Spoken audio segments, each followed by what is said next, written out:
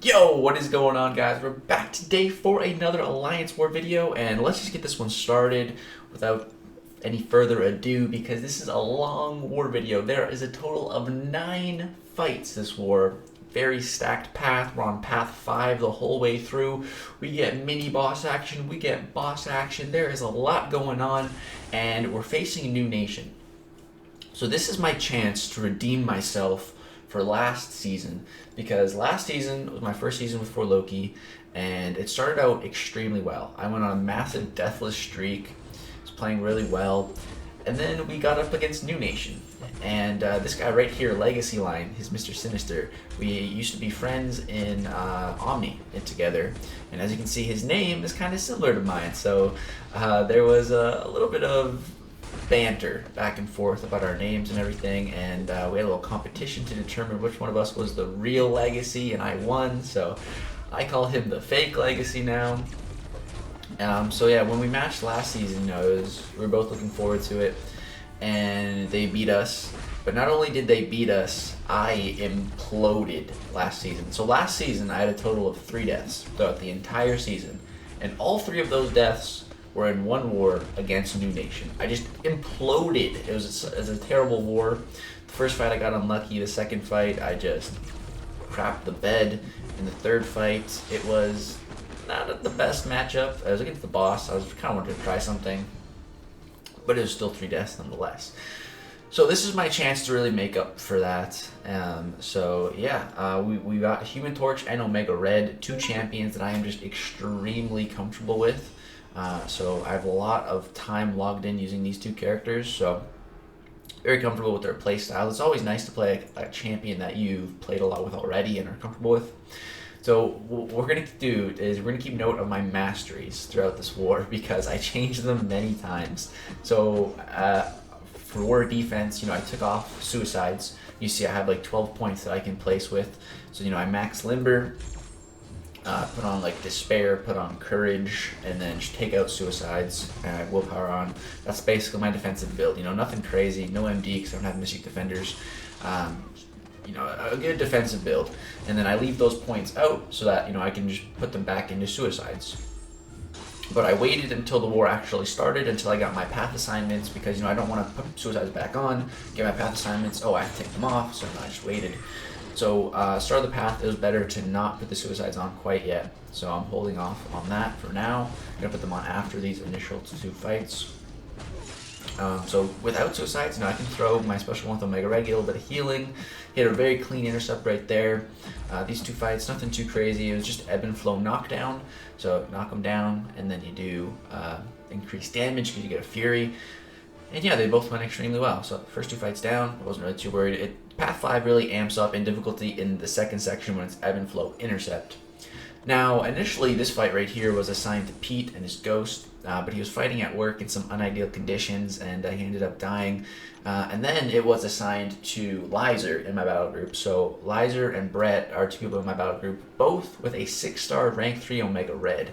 And man, I'm jealous of that Omega Red, and because there's 2 6-star rank 3 Omega Reds in my battle group, I haven't really been getting any fights with him, and I haven't really been assigned him. I think this is my first war with Omega Red. And so when it was assigned to Lizer, secondarily after Pete, I said to Taters, I'm like, I can take it. And, it just seemed like Lizer wanted to do some practice first, and I don't know, I wasn't getting an extremely confident vibe, which I understand, because this fight is really hard. I died to it in off season. I also wasn't extremely confident, but I told Taters, I'm like, I'll take it if you need. And he's like, 1 sec, and then him and Lizer talked about it, and he's like, yeah, you're taking it. I'm like, oh, wait, really? Oh, okay, all right, let's do this. So I was like, all right, I can do this. I learned a lot in the off season about this fight and dying to it. So this is Mix Master, Oscillate, and Aggression Prowess. So my goal here is to not even let him throw a special one. I'm going to play extremely slow, and the reparry method is going to be very useful in this fight. So far everything's going good. I'm doing my 3-hit combo so he doesn't evade through Mix Master, getting off these heavy attacks while he has a lot of spores. And I haven't used Dexterity a single time yet, So we're looking really good. We're looking extremely good. There's also stubborn on this node. That's another thing to be careful of right there. I gotta stop making that mistake. I dex and then throw special just out of habit, but it triggers stubborn and then my special does 0 damage. But yeah, right there he evaded. The aggression prowess, or not, the mix master caught me. Here he evades again, so I just throw my special. I thought the special would just like kill him while he had spores on him to block. He got like another hit in and I took recoil damage, but I got out of the fight alive. So I was really happy with how the fight went. I boosted up quite big because I'm going to be able to do a lot of my next few fights, and I put on that invulnerability boost because I really wanted that boost for this next fight here. So this Ebony Maw was initially, I was assigned Torch to it, and you know, I think Torch pre-fight would have been pretty good here, but I wanted to actually use Human Torch for a different fight with this pre-fight. So I decided to use Omega Red here. And yeah, so I put on suicides for these fights also, so there's the first time putting suicides on in this war. And so this node has kinetic transference, so blocked hits are going to give him power. It has footloose, so every time he throws a special attack, he's going to get an evade buff and an unstoppable buff. And this guy's also a stubborn defender. So this is a really stacked node, very stacked node.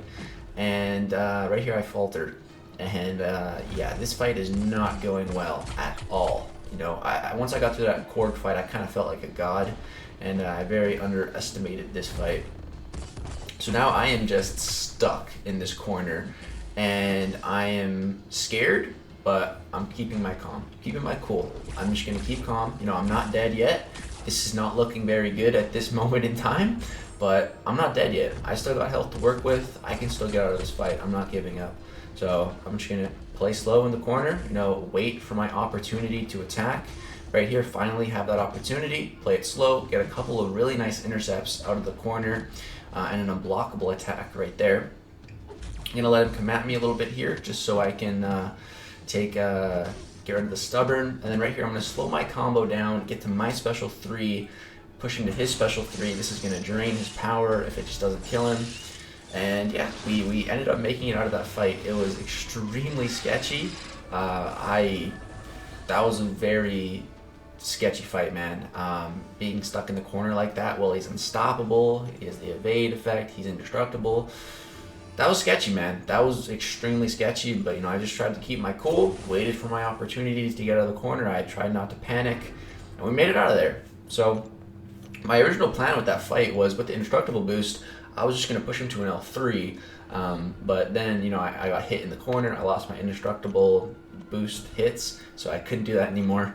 So yeah, but we made it out of there alive, so felt good to get out of there. And now the rest of my fights, I really wasn't too worried about. That Korg and that Ebony Maw were the two that I was like really worried about. So next up here we have Rhino on Ebb and Flow intercepts. Now this is the infamous Rhino that Dreamin died to. So Dreamin, if you guys don't know, he had like a massive streak without dying. All of last season he didn't die. It started in the season before, so like this was like a 3-season streak of not dying in a war. And it all ended to a Rhino with this node combination. Yeah, it's crazy because like in that same war, he took the Ebony Maw just fought. He fought a Nick Fury there, which is, again, that node combination is just insane, especially with Nick Fury. And he did good against that Nick Fury, but then he died to a Rhino. So when I pulled this Rhino, you know, I was that was in the back of my mind that, you know, this fight can go wrong, so I shouldn't take it too easy. But it's going really well. You know, I'm just keeping him in the corner, keeping my degen on him. We're at 30 spores. We're looking really good. He's getting these indestructibles. That's fine. When he does come at me, I'm always trying to keep an eye on if he's going to go unblockable. You have like, I don't know, like half a second to like see the unblockable and to react to it. If you're really paying attention, you can react to the unblockable, but there's such a short window of opportunity for that. I can't guarantee that I can always do it, but if I'm really paying attention, I can do it sometimes. So I was trying to look out for that. I got lucky and he just didn't really go unblockable, so that was great. And we finished the fight with a good amount of health, so felt really good after that fight. I'm just on like a hot streak right now with all my boosts and everything, feeling good. After finishing that core, getting out of that Ebony Maw fight. I'm feeling like unstoppable right now. And now next up here we have a Mole Man. So I should have done a couple of duels against Mole Man just to refamiliarize myself with his animations, but I didn't. I kind of have an idea of his abilities. I'm just going to be careful that he doesn't shrug off my debuffs. Right here I just don't even go in. Once I have a couple spores built up, I know it's safe. And then yeah, get off my degen, and now I'm just going to slow play. Just slow play. Just going to chill. And so these are the, I'm going to say Aegis again, these are the ebb and flow intercept nodes, but as you can see, like, you don't need to intercept. Your damage is reduced by about 60%, I believe, but, you know, we're still doing good damage. Omega Red, you know, he has some of the best damage in the game for, like, damage over time, and, you know, even with it being super reduced, we're fine. So, you know, if I went for some intercepts here, he could be unstoppable on his block, so, you know, I'm just not going to risk it. Now, this is where I could have refamiliarized myself with his animations, getting hit by his special one there. I was like, ah, crap. But that's okay. You know, I got 30 spores on him right now. I'm at an L3. Let's pop this. We'll get all that health back with some fat regen stacks, and we'll be fine. We'll be chilling. So, yeah, get a bunch of regen right here. Boom. Heal up to 90%, man. And then I take his L1 claw to my face and go right back down. I'm like, damn it, I just healed all that back. And then I lost it again. But I'm like, okay, it's all right. You know, we still got health to work with. I was getting a little bit scared in this fight. I'm like, all right, you know, let's just block. His specials aren't unblockable. Let's just block and evade the second part of special 3. Right here, I'm going to go for another special 3, or the third part of this special 1, is what I meant to say. But yeah, we're going to go for another special 3 here. He's got 10 spores on him. Again, just get a little bit of regen because we're boosted, and I've already used a couple of potions this war. This war ends up being extremely expensive on the potion usage, so if I can heal in a fight and not have to worry about potions, you know, I'm going to do it. If it drags it out a little bit longer. Right there, unfortunately, he threw a special attack. I didn't want him to right there. I wanted to get my my degen back on him, but that's okay. Get back up to 10 spores here, and then I'm going to go for an L1, I think, just to try to get off a little bit of healing, but it's too late. But we get out of that fight. We're still alive. That's the most important thing. So, yeah, we cleared all of our fights initially, and that's mainly what I was assigned for this war. But then I was like, you know what? I can take this Darkhawk, actually. I saved my pre-fight with Human Torch for this fight specifically, because this fight here, it's ebb and flow intercept once again, but it also has redoubled determination. And what that basically does is, for the more debuffs on the defender, they get like attack, power gain, all this stuff. So you don't want to use someone that's going to apply a lot of debuffs, because then they're going to throw more specials. And with Darkhawk, you don't want them to throw specials. So with Human Torch, the plan is to use the pre-fight. Nova Flames don't count as debuffs, so the redoubled determination doesn't matter. So yeah, Human Torch is just absolutely phenomenal for Darkhawk. One of the best counters in the game to him, of course. As you see in Abyss, Human Torch can solo him. I'm not really going into this fight. Reversing his regeneration was not part of the plan, but it does end up happening towards the end of the fight. But yeah, we're just going to go for 3-hit combos. I'm not going to go for heavy attacks because I don't want to knock him down right now, because then I have to deal with his auto block. But yeah, we're just going to bait out a special attack 1, and then you're going to see here he's stubborn, but blocking this gets rid of the stubborn, gives us temperature, gives us our, not Nova Flames, the, what's it called, smolder passives. And yeah, we're looking really good at this point. Applying also the power stings to Darkhawk, so those are also dealing damage to him, except for when he has the stubborn indestructible. So now I'm going to go for my special 3. This is going to knock him down, but that's okay, because I can still just parry heavy attack to get off some Nova Flames if I want to, or I can just chill, wait out the timer until he's not in that shield mode phase anymore. But I'm just going to go for some heavies. It's all good. We're doing some good damage to him. We've already gotten 40% in the first minute. We're looking pretty good. And just as the fight persists, we're only going to deal more damage because of the smolders that we built up. They just make our incinerates bigger and better, or no flames, I should say. So yeah, everything's going really good right now. We're over 20 smolders, and the block damage on the L1 is so minuscule, it doesn't matter. And again, this is ebb and flow intercept, and I don't think I've intercepted a single time on any of these fights. And you can see you don't need to. You really don't need to.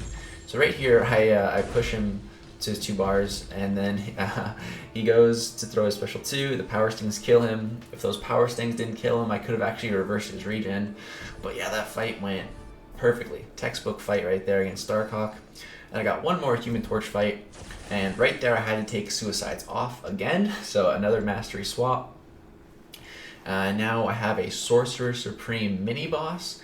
I was slightly worried about this, just because, you know, I don't fight Sorcerer Supreme. I'm not really familiar with her animations, how to dex or anything, so I'm going to heal all the way to full, just to play it on the safe side.